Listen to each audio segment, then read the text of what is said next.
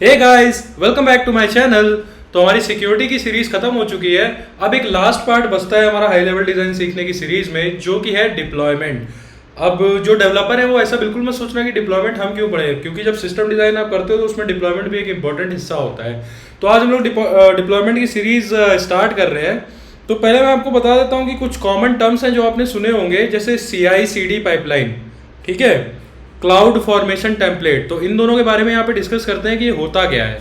तो देखो यार, सपोज करो एक सिंपल आर्किटेक्चर, अभी के लिए लार्ज स्केल सिस्टम भूल जाओ, एकदम मिनिमलिस्टिक ऐप लेके चलते हैं। तो मिनिमलिस्टिक ऐप में भी क्या होगा, ये वेब सर्वर होगा, है ना, यहाँ पे एप्लीकेशन सर्वर होगा, इधर पे कोई API गेटवे होगा, ठीक है, API गेटवे। और फिर मान लो अगर माइक्रो सर्विस है तो इन सब के खुद के लोड बैलेंसर होंगे, ठीक है। या फिर ऐसा भी हो सकता है कि ये लोड बैलेंसर एम्बेडेड हो इसके अंदर। अभी के लिए मैं मान के चल रहा हूं कि अलग अलग है। उसके बाद इसका यहाँ पे एक डेटाबेस होगा, ठीक है, एक यहाँ पे डेटाबेस होगा, ठीक है। सपोज कर लो कि ये जो सिस्टम है तुम्हारा छोटा है मतलब कि इसमें स्केलिंग की रिक्वायरमेंट नहीं है। एक सपोज तो कर लो कि S3 एक होगी क्लाउड, जिसमें आपकी लॉग फाइल्स आती होंगी, ठीक है। और मान लो इमेजिन कर लो, चलो एक और कंपोनेंट बना देते हैं। मान लो सपोज कर लो एक और यहाँ पे सर्विस है, उन दोनों के बीच में एक मैसेज क्यू लगा होगा, ठीक है, AS3, यहाँ इसका डेटाबेस। तो ये एकदम बेसिक आर्किटेक्चर है। इसी में यहाँ पे जो वेब सर्वर होगा उसके लिए भी एक लोड बैलेंसर होगा, लेकिन अभी हम मान के चल रहे हैं कि वेब सर्वर एक ही इंस्टेंस है। तो इस वेब सर्वर का जो IP है वो यहाँ पे अटैच होगा DNS के साथ, ठीक है। यहाँ पे डोमेन नेम की मैपिंग इस IP के साथ होगी। और सपोज कर लो यहाँ पे एक CDN भी है। तो ये बहुत ही मिनिमलिस्टिक आर्किटेक्चर है जो आपको डिप्लॉय करना है। तो अब यार, ये जितनी भी, मान लो ये जो सर्वर है वो EC2 इंस्टेंस है, और ये जो क्यू है वो मान लो SQS है AWS का, और डेटाबेस मान लो RDS है, ठीक है। API गेटवे, लोड बैलेंसर भी आपके पास AWS का ही है, S3 भी AWS का ही है, CDN सब AWS का है, ठीक है। तो आपका जो कोड है उसको डिप्लॉय करने के लिए ये इंफ्रास्ट्रक्चर आपको चाहिए। ये इंफ्रास्ट्रक्चर आपको डिप्लॉय करना है पहले AWS के अंदर, ठीक है। तो एक तरीका तो ये है कि आप पहले एक EC2 इंस्टेंस डिप्लॉय करो, फिर दूसरी सर्विस के लिए दूसरा, तीसरी के लिए तीसरा, 3 EC2 खड़े कर दिए, एक SQS बनाओ जो इन दोनों EC2 इंस्टेंस के बीच में जोड़ दो, एक RDS लो जो इस सर्विस से जोड़ो, एक RDS लो।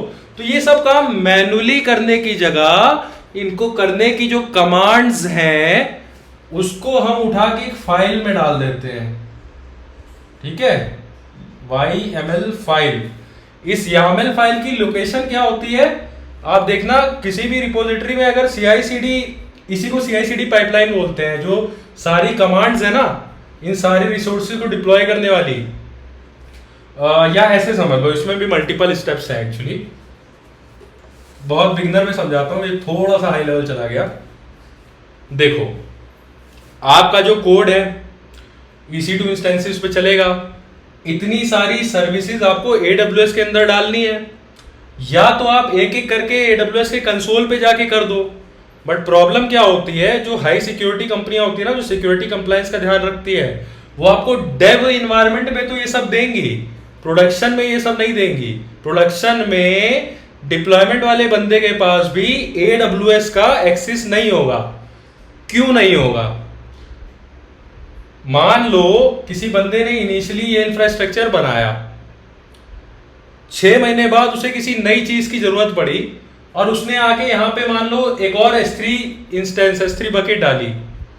कोई ट्रैक रिकॉर्ड रखना पड़ेगा ना हमें कि इस इंफ्रास्ट्रक्चर में कब कब कहां कहां चेंज हुए हैं। तो या तो पेन पेपर में आप लिख के रखो कि 26 अगस्त 2024 को अनुज आए थे, उन्होंने एक S3 लगाई थी, 20 दिसंबर को अंकित आए थे, उन्होंने एक S3 लगाई थी। ये मैनुअल रिकॉर्ड करने की जगह हम लोग क्लाउड फॉर्मेशन टेम्पलेट का यूज करते हैं। क्लाउड फॉर्मेशन टेम्पलेट क्या होती है? ये बेसिकली एक YAML फाइल होती है, ठीक है। YAML क्या होता है? कुछ नहीं होता है, कहीं और समझ लेना, नहीं समझना तो मत समझना, बस ऐसे समझ लो कि कुछ इंग्लिश में लाइनें लिखी होती है, उसी को YAML फाइल बोल देते हैं, ठीक है। सिंटैक्स लिखने का अलग से तरीका होता है, किसी और का वीडियो देख लेना। तो ये जितनी भी सर्विसेज है ना, इन सारी सर्विसेज को AWS के अंदर स्पिन अप करने के लिए जो भी कमांडें होती हैं वो सब यहां पे लिखी जाती हैं। EC2 स्पिन अप किया, EC2 स्पिन अप किया, इन दोनों के बीच में इस क्यू को जोड़ना है, वो कमांडें भी यही लिखी जाती है। एक RDS को यहां जोड़ना है, एक RDS को यहां जोड़ना है, वो कमांडें भी यही लिखी जाती है। API गेटवे के आगे लोड बैलेंसर आएगा कि API गेटवे के अंदर एम्बेडेड होगा, वो सब भी यही लिखा जाता है। S3 कौन सी सर्विस से कनेक्टेड होगा, CDN DNS सब इस क्लाउड फॉर्मेशन टेम्पलेट में लिख दिया जाता है। अब इस क्लाउड फॉर्मेशन टेम्पलेट को आप AWS के कंसोल, AWS का कंसोल मतलब AWS की वेबसाइट में जाके वहां पे ऑप्शन होता है, इस फाइल को आप अपलोड कर सकते हो। और जब ये फाइल अपलोड होती है ना, तो ये सारे रिसोर्सेज एक एक करके AWS के अंदर डिप्लॉय होना शुरू होते हैं। और वो जो डिप्लॉयमेंट का, इस पूरी सर्विसेज के डिप्लॉयमेंट का एक स्टैक बनता है। स्टैक मतलब DSA वाला स्टैक, स्ट्राइवर भैया वाला। तो नीचे एक EC2 इंस्टेंस स्पिन अप होगा, पहली कमांड एग्जीक्यूट होगी, अगर उसमें कोई रिसोर्स स्पिन अप होना है तो वो स्टैक में सबसे पहले आएगा। दूसरी कमांड होगी वो यहाँ पे आएगा, तीसरी कमांड होगी वो यहाँ पे आएगा। बस इसी को स्टैक बोलते हैं। इसका क्या यूज होता है कभी और समझेंगे, ये सिस्टम डिजाइन के पॉइंट ऑफ व्यू से बाहर है, क्लाउड डेवलपरों के लिए हो जाएगा। तो तुम लोग समझ गए, ऐप डिप्लॉय करने के लिए जो भी AWS के कंपोनेंट चाहिए होते हैं उसको हम एक क्लाउड फॉर्मेशन टेम्पलेट के अंदर लिख के वो क्लाउड फॉर्मेशन टेम्पलेट AWS में अपलोड करते हैं। इससे फायदा क्या होता है, कल को कोई बंदा आया 6 महीने बाद और उसने इस S3 को हटा के मान लो कोई और S3 बकेट लगा दी, तो वो इस फाइल में इस S3 को चेंज करेगा जो भी लगाना है और दोबारा ये फाइल डिप्लॉय कर देगा। इससे रिकॉर्ड रहेगा कि हाँ फाइल में चेंज हुआ है, गिटहब पे जाके वो चेक कर सकता है किसने चेंज किया है, ठीक है। अब मैंने क्या बताया, ये फाइल आप मैनुअली AWS के कंसोल पे जाके अपलोड कर सकते हो। एक और तरीका है, इस फाइल को आप CI/CD वाली पाइपलाइन के थ्रू भी कर सकते हो। पाइपलाइन समझ के घबराना मत, वो भी एक YAML फाइल ही है। ऐसे समझ लो कि YAML फाइल वो फाइल होती है जिनमें सेट ऑफ इंस्ट्रक्शंस होते हैं। पहली लाइन कुछ कमांड होगी, दूसरी लाइन भी कुछ कमांड होगी, तीसरी लाइन भी कुछ कमांड होगी, एक एक करके ये एग्जीक्यूट होंगी। डिप्लॉयमेंट वाले बंदों को कोडिंग तो आती नहीं है, उनको पाइथन की स्क्रिप्ट दोगे तो पगला जाएंगे, इसलिए उनको ये YAML दिया जाता है, ठीक है। सिंपल इंग्लिश में लिखा रहता है चीजें, ठीक है। अच्छा, YAML अगर आप लोग को ना पता हो तो बताना, मैं क्लाउड फॉर्मेशन टेम्पलेट का रेफरेंस देके बता दूंगा कि उसमें कोड वर्ड कैसे लिखा जाता है, ठीक है। अब समझो, CI/CD की जो YAML फाइल है, बेसिकली एक YAML फाइल हम एक और बनाते हैं जिसका नाम होता है CI/CD.YAML। इसकी लोकेशन कहां होती है, .github का एक फोल्डर बनता है, तुम देखना तुम्हारी रिपोजिटरी में अगर CI/CD पाइपलाइन होगी तो .github का एक फोल्डर होगा, उसके अंदर वर्क फ्लोज का फोल्डर होगा जिसके अंदर CI/CD.YAML नाम से एक फाइल होगी। उस फाइल के अंदर वो सारे स्टेप लिखे होते हैं जो स्टेप कोड को इन सर्विसेज के अंदर चलाने के लिए यूज होते हैं। भाई पहला स्टेप तो था EC2 इंस्टेंस स्पिन अप करना, RDS स्पिन अप करना, CDN स्पिन अप करना, DNS स्पिन अप करना, इन दोनों के बीच में ये क्यू को स्पिन अप करना। अब इस EC2 इंस्टेंस के अंदर कौन सी गिटहब रिपोजिटरी की कौन सी ब्रांच चलेगी ये भी तो आपको बताना पड़ेगा। सिमिलरली इसके अंदर कौन से गिटहब की कौन सी ब्रांच चलेगी ये भी बताना पड़ेगा। इस RDS के अंदर कौन सा डेटाबेस होगा, क्या स्कीमा होगा वो भी तो आपको बताना पड़ेगा। इस S3 के अंदर क्या कॉन्फ़िगरेशन होगा, कॉन्फ़िगरेशन तो चलो क्लाउड फॉर्मेशन से हो जाता है, बेसिकली कोड को चलाने के लिए CI/CD.YAML फाइल लिखी जाती है, ठीक है। CI/CD.YAML, ठीक है। Continuous integration, continuous deployment, continuous integration तुम्हारे स्कोप के बाहर है, कंटिन्यूअस डिप्लॉयमेंट मैं बताने वाला हूं। ठीक है, तो पहले समझते हैं कि इसमें होता क्या है, फिर समझेंगे क्यों होता है और किस लिए होता है, पर्पस क्या सॉल्व करता है। ठीक है तो देखो यार, सपोज करो ये CI/CD YAML फाइल ना होती तो हम लोग क्या करते।